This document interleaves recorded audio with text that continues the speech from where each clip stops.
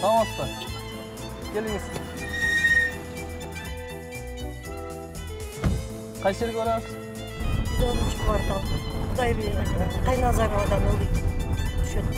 Кудай берген жакка, Жакындаганда жолду айтып коесуз, кайсы жерге барасыз? Өзүмдү тааныштырып кетейин. Мен Республика Ата журт фракциясынан Жогорку кеңештин 6-чы чакырылыштын депутатымын. Парламенттин эң жаш депутатымын. Өзүңүз эмне пенсиядасызбы? Пенсиядамын. Иштеп жүрөм.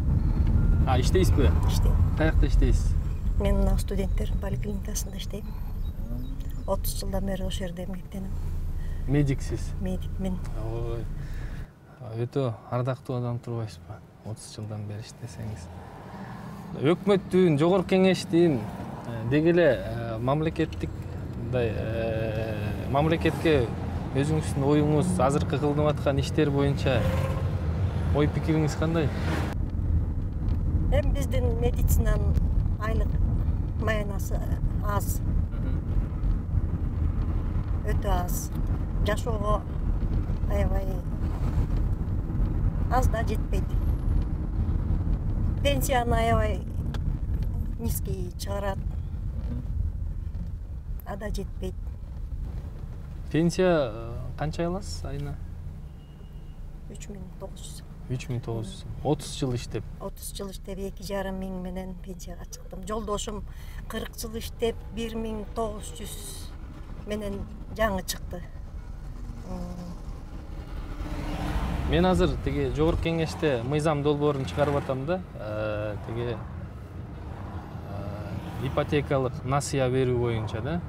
Азыр бизде госипотека компаниясы ачылбадыбы? Өкмөттүн программасы менен. Ошол 12% менен 15 жылга беребиз.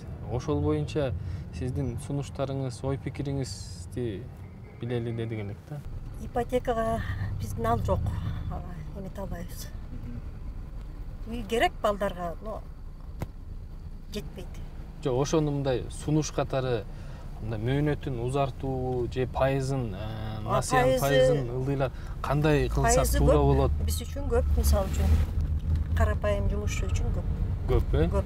Канча пайыз болсо, канча жылга берилсе сиз туура мындай ыңгайлуу шарт болот деп ойлойсуз? Эми пайызын азайтса болмок. Аны азайтпайт андай. Шаар боюнча мындай сунуштарыңыз, өзүңүздүн ой пикирлериңиз? Сунуштарым мына тазалык жагы. Тазалык жагы начар. Мисалы үчүн биздин санэпстанциялар ушу медицинаны эле тыта берет да, келип. От и до карайт, текшерет. Мына Ош базарын эмне творится биякта? Карабайт. Крысалар да чуркап жүрөт. Лепешкалардын баары ачык, салаттардын баары ачык. Бирок мамлекеттик ишканаларды катуу текшерет. Катуу текшерет. Мына частныйларды текшербейт. Мен сунушум ошол. Ушу медицина тармагына да кандай сунуштарыңызды, сын пикирлерди айтат элеңиз? Ошону биз Жогорку кеңештин депутаттары мыйзам мененби же бир өкмөткө сунуш катары болгандай бир? Айлык маядан да биртике көбөйтсө. Мына текшерүүлөр көп болуп кетти. Өтө көп, э? Өтө көп бизде. Кайсыл эмелерден, мекемелерден, инстанциялардан? Мына ВИЧ өзүнчө келет, спеццентр, туберкулезный өзүнчө келет, жилищное коммунальное хозяйство өзүнчө келет. Ушинтип эле жума сайын эле күнүнө эле комиссия келип берет да, ушунусу да тажатып эт адамды. Сиз бул медицина кызматында кайсыл эмедесиз? Лабораторияда. Анализ. Медицина кызматкерлери, мугалимдердики силерге эми Кыргызстандын мамлекети только ыраазычылыгын билдиришибиз керек да. Эмне дегенде азыркы сиз айтып аткан айлык баяна менен ошо пенсия менен жашоого мүмкүн эмес. Өтө кыйын да. Эми азыр биз дагы өкмөткө ошол талап кылып атабыз. Тилекке каршы бюджет жанакындай дефицит менен болгондукка байланыштуу ушундай кадамдар, чоң кадамдар болбой атат да. Мына Кайназаровадан оңго. Дагы кандай сунуштарыңыз болот? Дагы сунушум 7 неберем бар. 1 сом пособие алышпайт. Мындан 2 жыл мурда балам операция болду жүрөгүнөн. Келин төрөп калды. Анан 2-чи группада инвалид болуп калды. Уулуңуз? Соцфондко барып эметсек, менин айлыгым, пенсиям чыгылып баары кошуп тиги ар бир кишиге 500 сомдон жетип калат экен.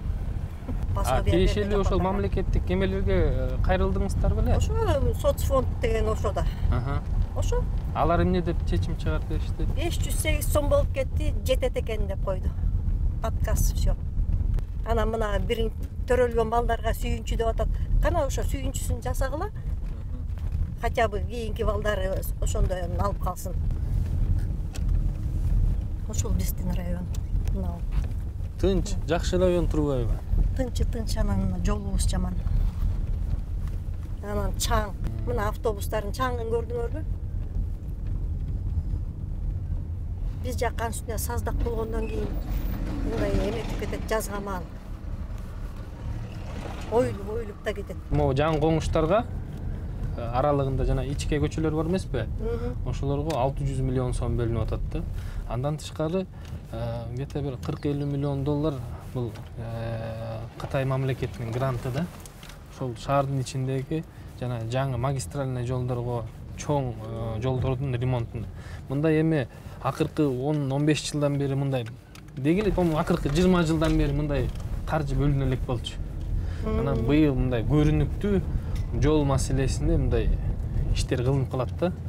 Кудайым буйрса, мен бир сыйра тиги мэриядан да тактап туруп, быйылкы жылкыга силердин району кирдиби, кирген жокпу? Ошону да билип берейин. Мына 110 квартал дейт биякты. 110 квартал, Мен тиги жанакы сот эме биякты депутаттар көрбөйт дагы да. Региондорго ошол барсаң, условиялар өтө татаал да. Тиякты барсак, буквально 2 жума мурун барганбыз. Кар тизеден суук, карандай суук. Бак эми иштегенге аякта бир чоң мекеме ишканалар жок. Ошо караган мал менен жер деле андай эметпейт, потому что суук, бат эле жай.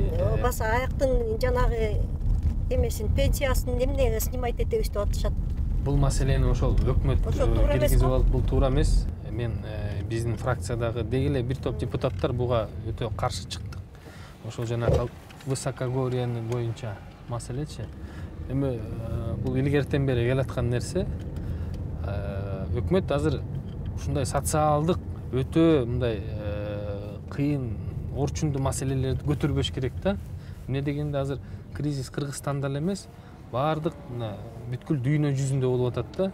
Анан элибиз кыйналып аткан убакта жанакындай страхование, ар кандай төлөмдөрдү, налогторду, ошо светтин, электр энергиясын көтөрүү маселелер каралбаш керек. Светти эми жөн эле койсо болот, көтөрүлдү го былтыр. Жакшы эле. Светти мына өкмөт көтөрөбүз деди эле, бул маселени да биз көтөрүп чыгып, кайра артка кетирдик да. Светтин баасы көтөрүлбөйт. Жана высокогорьяны дагы атмен кылдык, азыр рассмотренияга өкмөт карап атышат да. Эми азыр элдин мындай финансовый возможностьтарды карашыбыз керек. Анан ким Макылбек тетиги мындай бош жер калса эле, чөтө акырын эле үй салып эле, же комок салып эле. Уже балдардын ойноор жери да жок калды биз жактачы. Тетиги бычканын жээгине чейин салып алышты. Үйлөрдү. Балдар ойногонго жер жок калды. Ошо кандай, ошону кандай түшүнсө болот? Мурда ал жерлерди берчү эмес. Бул бычканын жээги берден суу чыгат деп. Азыр акырын эле берип эле үй салып алышты баары элечи. А жерге жашаганга болбойт. Мындай 1-2 күрөк алсаң эле суу чыгат астынан. Анан 5 жылдан кийин ыйлап чыгышат. Мына бияктан суу чыгып атат, сырес болуп атат деп. Биз деген бизде жарандык эме дагы ким берет? Көбүнүкү ошонтип басып алган, салып аткан эмелердин документ, жер тиркелердин документтери жок. Анан 2-3 жыл эптеп ошол жакта жашап, анан 2-3 жылдан кийин бир уюм түзө коюп эле мамлекеттен талап кылат. Мына биз бул жерди алганбыз, биякта срочно кагаздарын жер тиркелердин ошол эмелерин бүтүрүп бергиле депчи. Азыр эми мындай эме биз уже туруктуу болуп калдык да, шаардын да ген планын сакталыш керек. Ой, ген планыңар сакталган жок. Ипотекалар ким эле Каалагандай салып атат. Каалагандай салып атат. Скоро дем албай калат да шаар. Мындай болбош керек да. Тетиги жаңы жогору жакта магистраль жакка салышпайбы? Сонун кылып, жакшы пландар менен. А булар шаардын ичине эле салып атат. Мына мисал катары Бишкек шаарынын муниципалдык предприятиялар иштеп аткандыгы да. Бул мындай ар бир жерде көрүнүш да. Мен ошол азыркы жаңы шайланып аткан мэрибизге бул наказ катары болуш керек да. Ушундай чечиле турган, бул эми чоң каражат талап кылбай турган, же бир чоң инвестиционный проект эмес да. Хотя бы ушу шаардын ичинде тазалыкты, анан мындай элдин кижирин кайнатпаган мындай майда чүйдө вопросторду шаардын деңгээлинде чечиш керек да. Өркөнүң өсө берсин. Рахмат эже, сиз дагы ишиңизге ийгилик. Биз ошондой простой эле адамдарбыз. Сиздердин айткан бүт эми сунуштарыңыздын баарын эске алып, өкмөткө Мына жерде менин үйүм. кайсыл? Мына бул.